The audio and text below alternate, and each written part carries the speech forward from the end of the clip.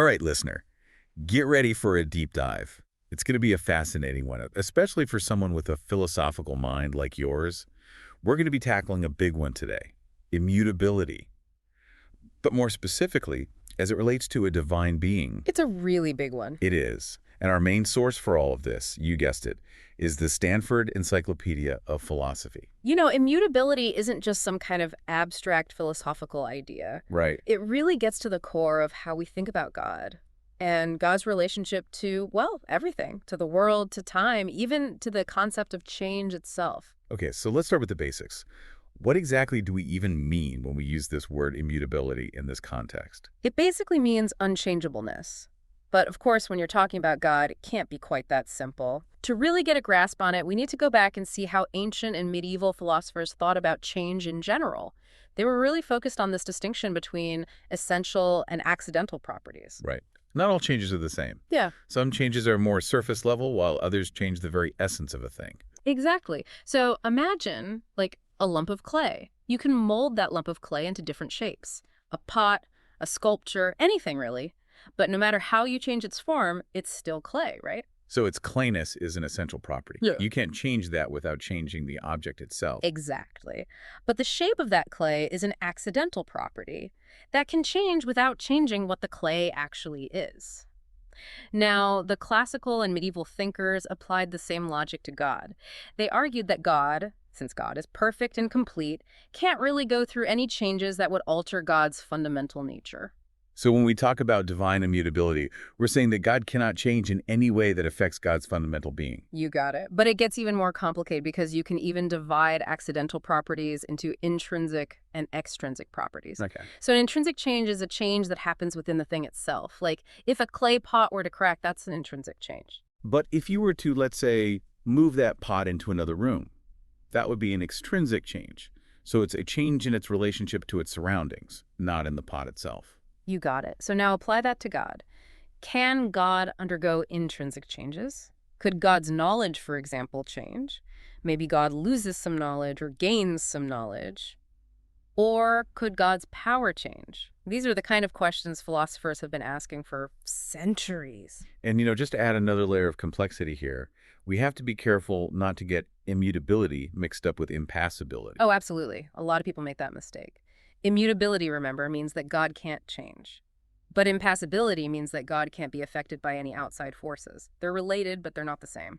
So could God be immutable but not impassible? That's a question that's caused a lot of debate. It's kind of like, think of a perfectly still lake. It's unchanging in its stillness, but if you throw a rock into it, the surface is affected. You get ripples. So could God be like that? Unchanging at God's core, but still capable of being changed by the world in some way. Whoa, this is already making my head spin. It's a lot. It is. But before we dive too deep into all of that, let's talk about why so many thinkers throughout history have been drawn to this idea of divine immutability. Well, there are a lot of different philosophical arguments for it, but one of the big ones is based on the idea of perfect knowledge. So if we say that God is omniscient, meaning God knows everything that has happened and will happen, then how could that knowledge ever change? Because if God were to learn something new, that would mean that God didn't know something before, which goes against the whole idea of omniscience. Right, Yeah. exactly. The Stanford Encyclopedia brings up this idea of tenseless facts, meaning truths that are always true regardless of time. Like 2 plus 2 will always equal 4, whether we're talking about yesterday, today, or even a million years from now. Exactly. So the argument for immutability is that God must know all of these tenseless facts. And since these facts are timeless, God's knowledge of them can never change. Okay, that's a pretty compelling argument. But that's not the only one right. There are other famous philosophers that have weighed in on this whole debate. Oh, yeah, absolutely. We're talking about some of the greatest minds in history, thinkers like Plato, Aristotle, Augustine, Aquinas, each of them with their own nuanced take on divine immutability. Let's break some of those down. I'm particularly interested in what Plato had to say. So in Plato's Republic, he argues that since God is perfect, both in terms of goodness and beauty, God can't change for the better. Because if you're already perfect, how can you get more perfect? And any change for the worse would mean that God is becoming less perfect, which also isn't possible. That makes sense. But what about changes that aren't necessarily about being better or worse? Like, let's say God starts composing a brand new symphony. Wouldn't that be a change? That's a great question. And it really boils down to what we even mean by change when we're talking about God. Some scholars might say that even composing a symphony wouldn't be a real change for God because God's creative potential, that ability to compose, was already there internally. So it's like God has all possible symphonies inside of God's being, even before they're composed in our sense of linear time. Exactly. And that brings us to another fascinating argument from Aristotle. He talks about this idea of an unchanged changer. It's this first cause that sets everything else in motion but doesn't change itself. He talks about it in his physics. So for Aristotle, the fact that change exists in the world means that there have to be an immutable being that transcends all of that change. Right. And many theologians later on identified this unchanged changer that Aristotle talked about with God. Okay, so we've got Plato talking about perfection and Aristotle talking about the very nature of change itself. What about Augustine? I know he had some thoughts about this as well, right? Oh, yeah, he did. In his De Trinite, Augustine links immutability to God's essence. He points out that God's name is literally I am, Right. which suggests this idea of a being who is completely self-sufficient and unchanging. This sense of just pure being, of existence without beginning or end.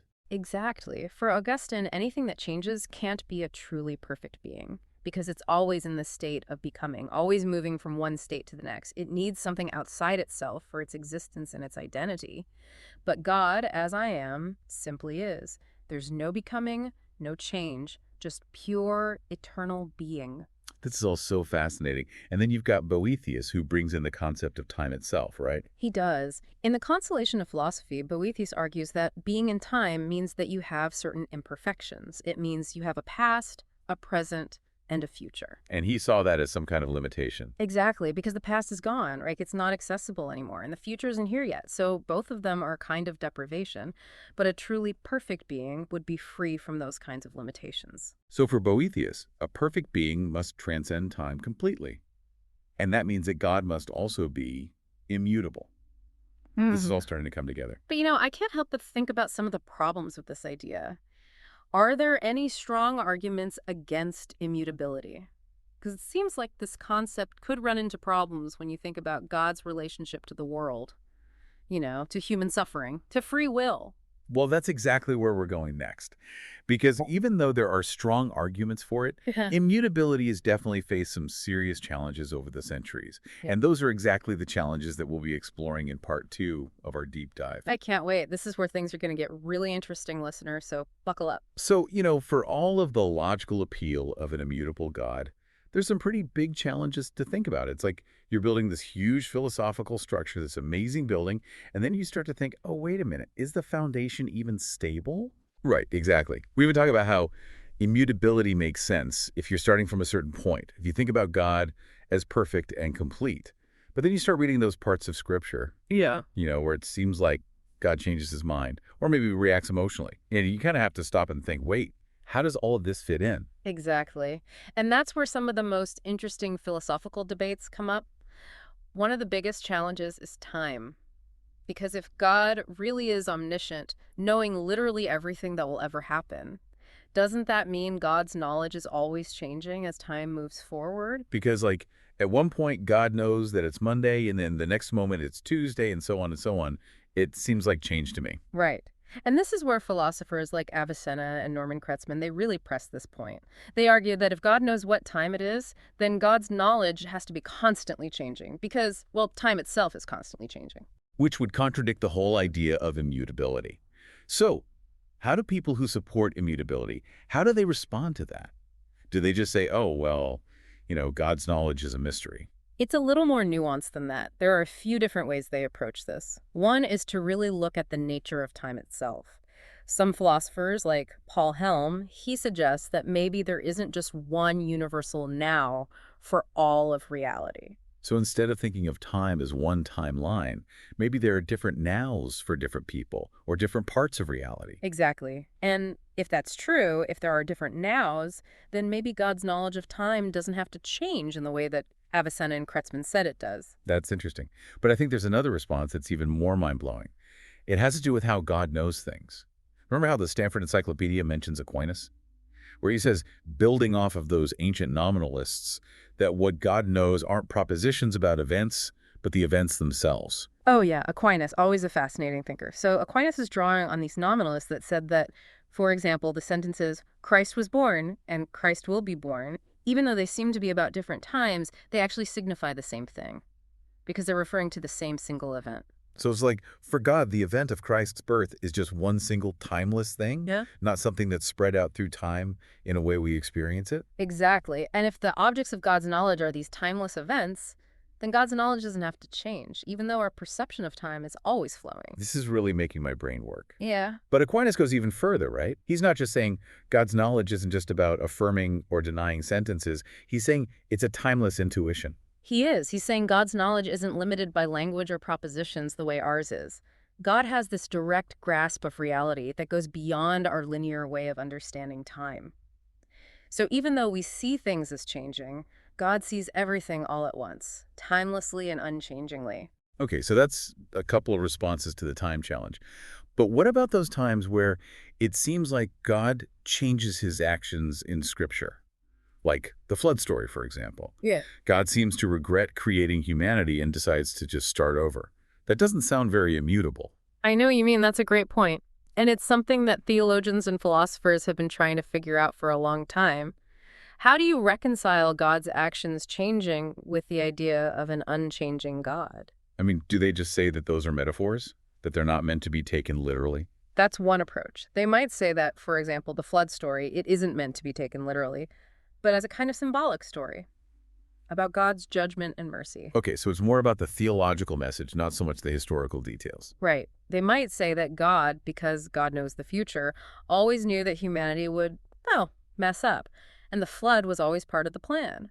So even though it seems like God's changing his mind, in reality, everything is happening according to God's eternal and unchanging will. Okay, I could see how that interpretation could work. But what about the incarnation?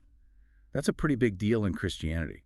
It seems like a pretty big change for God to suddenly become human. How do you make that work with immutability? That's a tough one. But people who believe in immutability have come up with some explanations. The main idea is that any change that happened during the incarnation, it happened in the human nature that God the Son took on, not in God's divine nature. So God's divine nature stayed the same, but God added a human nature, and that's where the change happened. Exactly. They would say that God always intended to become incarnate, that this was always part of the plan. So it's not so much a change in God's being as it is like God revealing an aspect of himself that was always there but not yet visible in the world. I'm starting to notice a pattern here. It seems like a lot of the ways people defend immutability depend on the idea that God exists outside of time, that God isn't stuck in this linear progression from the past to the present to the future. You're absolutely right. This concept of divine timelessness is a big part of a lot of these arguments. If God sees all of time at once, then God's knowledge and actions don't have to change in the way we might think they would for someone who experiences time moment by moment. This brings up another problem with immutability that I've been thinking about. It has to do with God's power. Before creation, God could have just, not created the universe. But now that creation has happened, it seems like God can't go back and undo it. So hasn't God lost some power? Yes, the argument from God's power. It does seem like something's different about what God is able to do. But of course, the immutability folks, they have a response for this too. Okay, what is it? How do they get around this one? They would say that God still has all of the same power God has always had. But what's changed is the opportunity to use that power in certain ways. So God might still be able to undo creation, hypothetically, but it just doesn't really make sense anymore. Because, well, creation already happened. It's like saying, I still have the ability to learn to play the piano, but I've kind of missed the opportunity to be a child prodigy. Because, well, I'm not a child anymore. Perfect analogy. It really shows how this whole debate about immutability is often about how we define words like change, power, and even time. It does. And honestly, listening to all of these arguments and all the counter-arguments, I'm starting to wonder if maybe immutability isn't the right way to think about God after all. I think that's a valid question. It's a question that a lot of philosophers and theologians have struggled with. There are other ways of thinking about God's relationship to time, change, and the world, ways that don't rely on this strict idea of immutability. This has been such a thought-provoking discussion. Listener, if you're as fascinated by this whole philosophical roller coaster as I am, you definitely won't want to miss the last part of our deep dive. All right, listener, we're back for the final part of our deep dive into divine immutability. And honestly, my head is spinning. We've looked at the arguments for it, the challenges to it. I don't know, I'm a little lost. I get it, it's a lot to take in. But that's what makes this topic so interesting. It makes us think about some really fundamental questions about, like, what is God? What is time? Even what is free will? Speaking of free will, there's this one argument against immutability that I can't stop thinking about. It's the one from Richard Swinburne. He basically says that if God can't change at all, then God can't really act freely. Yeah, Swinburne's argument, it's a good one. And it gets right to the heart of how we define freedom. He's saying that if God is totally unchanging, then every choice God makes, every action, even every thought, would all be set in stone for all eternity. There wouldn't be any room for spontaneity, no way for God to choose something different. So God wouldn't be free in any real sense, and that kind of goes against how we usually think of God, as this being who can act freely and respond to the world in a way that feels, I don't know, dynamic. Exactly. And this is where the idea of divine timelessness gets even more important. If you want to believe in immutability and free will at the same time. Okay, I'm with you so far. Mhm. But how does timelessness solve this problem? Well, think about it. If God experiences all of time at the same time, then the whole idea of something being predetermined gets really weird. From God's point of view, there's no before or after, no linear chain of events that lead to a certain choice. God sees every possibility, every single choice, all at once. So God's choices aren't predetermined in the way we think of it, but rather they're all just always there in God's awareness. Right. It's like God is outside of time looking at the whole tapestry of history all at the same time. And in that tapestry, you see all these different threads representing all the choices that could be made. So God chooses them all, but in a way that doesn't mess with our free will. Right. It's a hard concept, but it's at the heart of how philosophers and theologians try to explain this. God knowing what we will choose doesn't force us to choose it. Okay, I get that. But talking about timelessness always brings me back to this one big question. Yeah. If time really does pass for God, doesn't that mean that God has to change in some way? Even if it's just God changing in relation to time itself. That's a sharp observation, and it really shows us the paradox here. Because if God is within time, experiencing it like we do, then God's moving from one moment to the next, from one state of awareness to another. And that seems like a pretty clear example of change, right? Even if it's just a change in how God experiences time. Exactly. Like at one moment, God would be experiencing Monday with us, and then boom, it's Tuesday. Yeah. It just seems like that has to be a change. It does. And this is where the idea of divine timelessness comes back in as a possible answer.